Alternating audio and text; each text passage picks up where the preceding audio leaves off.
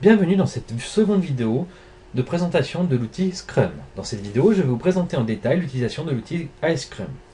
Pour cela, je vais partir sur un projet de création d'un livre numérique et vous détailler les différentes étapes de ce projet sur iScrum. Dans un premier temps, je vais m'enregistrer avec un nouvel identifiant. Pour cela, je clique sur le bouton « Se connecter » et je lance une procédure d'enregistrement. Je vais créer un nouveau compte avec pour identifiant marque, mot de passe, on va mettre le même, un email, marc@yopmail.com. La langue en français, le compte est créé, je vais donc me loguer sous ce compte. Une fois l'enregistrement fait, j'accède donc à l'interface du logiciel. L'interface pour le moment est vide, et je vais donc créer ma première étape dans la réalisation de ce livre numérique, c'est la création du projet. Pour lancer ce nouveau projet, je vais dans l'interface de création de projet. Je rentre un nom pour le projet, lancement du livre numérique. C'est un projet de type privé, je peux régler le fuseau horaire, je vais le laisser tel quel pour le moment, et en description, je vais mettre projet sur l'intelligence économique. Je valide donc la description de ce projet. Je vais rajouter quelques collaborateurs au projet, donc qui est déjà moi personnellement en tant que directeur du projet et possesseur du projet. Je vais donc mettre un développeur, ce sont des profils que j'ai créés juste avant de lancer ce projet. Et je vais rajouter un troisième profil en tant que développeur aussi. Les pratiques, je vais laisser telles quelles. Ce sont des petites modifications que vous allez pouvoir ajouter à votre projet qui vont permettre d'automatiser certaines tâches. Par exemple, le fait de compléter automatiquement une période de lancement de projet ou le fait de rajouter des temps par défaut à chaque étape des projets. En jalon, je vais mettre pour la date envisagée de fin de projet la fin du mois. Le 30. La durée d'un sprint, c'est-à-dire une première étape de travail, je vais mettre 14 jours, calendaire. Et la date de fin pour le premier rendu, c'est-à-dire un livre plus ou moins fini, j'ai laissé le 3/09. Et je crée donc le projet. Le projet est lancé. On arrive sur l'interface principale qui présente donc ce premier projet. Je vais maintenant vous présenter cette interface. L'interface se divise en quelques onglets très simples. Pour se mettre d'accord sur le vocabulaire que je vais utiliser dans le cadre de cette présentation, l'ensemble, ça va être la création du livre numérique, qui va être divisé en projets, c'est-à-dire la préparation du livre, la création du livre, l'impression et le lancement de l'opération marketing. Chacun de ces projets va être divisé en étapes, par exemple la recherche de documents, et chacune de ces étapes va faire l'objet de tâches particulières. Dans le premier onglet, on peut retrouver les indicateurs de suivi, c'est-à-dire l'évolution dans le temps des différentes parties du projet, les différentes activités que vous allez pouvoir suivre en temps réel grâce à un flux RSS, et différentes descriptions. Dans l'onglet Bac à sable, c'est un endroit où chaque utilisateur du projet va pouvoir proposer des choses, que ce soit des étapes, des tâches, ou que ce soit des projets. Ça va être la personne qui va s'occuper de gérer le projet, qui va valider ces différentes étapes, et ces étapes vont être déplacées dans le backlog. Backlog, c'est l'emplacement où les étapes qui correspondent donc à différents projets, les 4 qui sont ici, vont pouvoir être estimées en termes de difficulté. Une fois ces différentes choses faites, vous allez pouvoir accéder à une vue dans le temps de votre projet, c'est-à-dire la durée totale du projet et la répartition en sprint. Les sprints étant des courtes périodes de temps durant lesquelles on va réaliser certaines étapes du projet.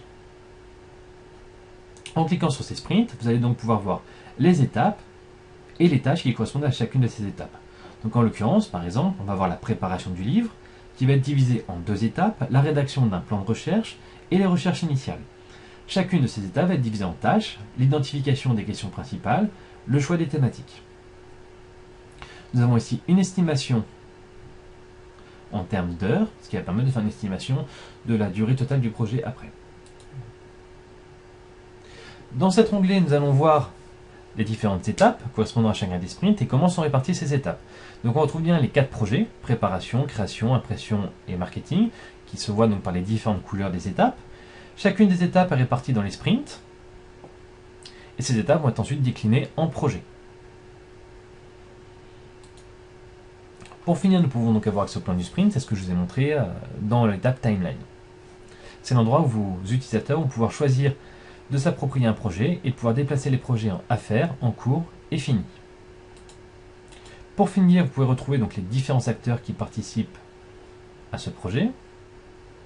Donc ça va être des regroupements d'utilisateurs. Et les grandes étapes du projet. Enfin, les différents projets qui correspondent à la création du livre. Je vais maintenant vous montrer exactement comment est-ce qu'on crée ce type de projet et comment est-ce qu'on le configure pas à pas. Nous allons dans un premier temps créer les grandes étapes du projet. Normalement, ces étapes correspondent pour le développement d'un logiciel aux différentes fonctionnalités voulues par l'utilisateur final. Mais j'ai un peu détourné le logiciel pour vous montrer concrètement dans le cadre d'une réalisation de projet comment est-ce qu'on peut l'utiliser. Pour cela, je crée une première grande étape pour la création de mon livre numérique. Cette étape va correspondre aux recherches initiales, c'est-à-dire trouver toutes les informations qui seront nécessaires pour écrire le livre numérique. On va la laisser en bleu. On a une description et on ne va pas mettre de notes. Pas de fichier attaché, parce qu'on peut en effet rajouter des fichiers. Je crée donc cette étape et elle est rajoutée automatiquement dans le bac à sable. Je vais créer ensuite différentes étapes et vous montrer ce que ça donne à la fin. Pour créer mon livre numérique, j'ai choisi de diviser mon projet en 4 étapes. La préparation du livre, avec quelques recherches initiales, la création, l'impression et le lancement de l'opération marketing. Une fois ces grandes étapes choisies, je vais les diviser en projets. Pour cela, je me rends donc dans le bac à sable, qui va être l'endroit où chaque personne du projet va pouvoir proposer des idées. Je crée donc des nouvelles étapes, des nouveaux projets pour ces grandes étapes. Je vais par exemple, dans la section préparation du livre, je vais mettre rédiger un plan de recherche. Je propose cette étape comme étant, ce projet comme étant une étape de la préparation du livre et je la propose. Une fois les différentes étapes proposées, créées, je peux en tant que possesseur du projet valider ces étapes. Donc pour cela, je vais les accepter en tant que story, c'est-à-dire étape des différents projets.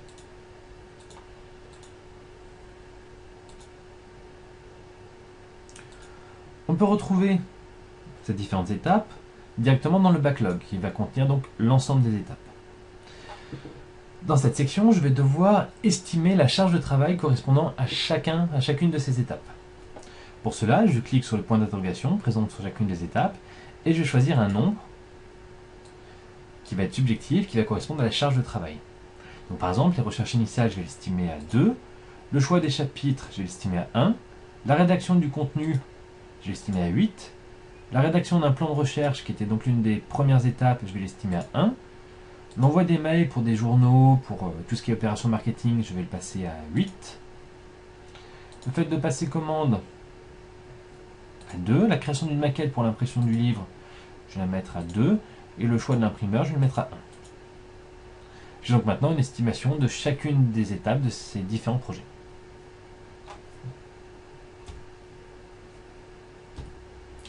J'ai organisé très rapidement les différentes étapes des projets pour vous les présenter assez rapidement. Donc dans un premier temps, on rédige un plan de recherche, on effectue des recherches initiales, on choisit les chapitres du livre, on met au point la liste des chapitres, donc je les fais apparaître dans les deux.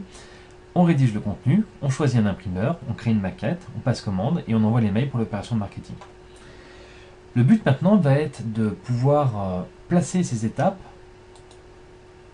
entre les différents sprints. Donc les sprints, je le rappelle, ce sont des courtes périodes de travail, d'une semaine, en l'occurrence de 14 jours, qui vont vous permettre de développer votre projet.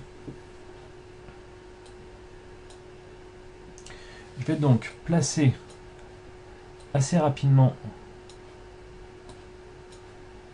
les étapes sur ces sprints.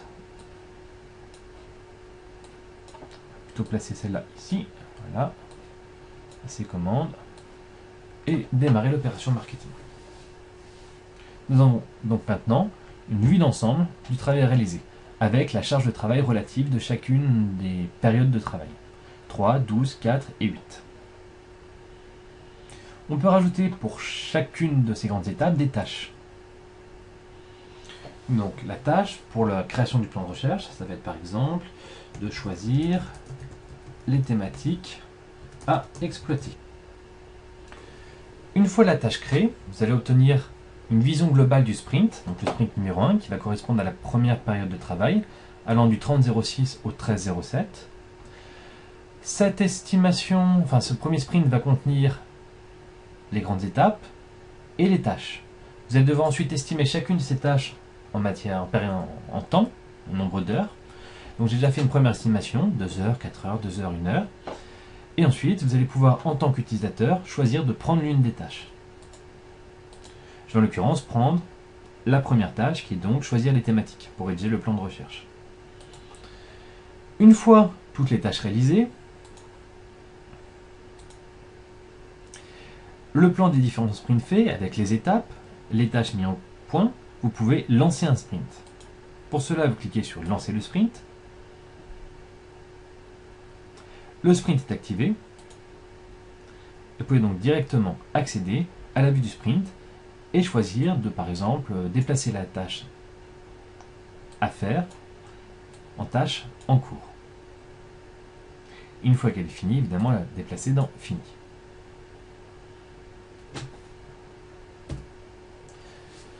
Grâce à cet outil, vous allez pouvoir aussi avoir des indicateurs de suivi qui vont vous permettre de suivre en temps réel la réalisation des tâches et la progression des différentes personnes travaillant sur le projet. Pour cela, vous allez dans l'onglet Indicateurs et vous pouvez obtenir des courbes de ce type-là qui vont vous présenter donc l'évolution du nombre d'heures qui reste à faire, du nombre de projets et les différentes étapes, enfin les différents moments où ces projets ont été réalisés. Évidemment, comme pour le moment c'est un projet qui vient juste d'être commencé, que l'une des tâches était réalisée, nous n'avons pas d'estimation fiable pour le moment. Mais à la fin d'un sprint, on peut obtenir des estimations concrètes de la vitesse d'avancement du projet. Vous pouvez afficher sur le sprint toutes les tâches ou uniquement vos tâches et il existe de nombreuses options de personnalisation. Je vous remercie d'avoir suivi cette vidéo et je vous invite à me laisser des commentaires pour m'indiquer quelles sont les différentes choses que je pourrais vous expliquer en plus sur ce type de logiciel.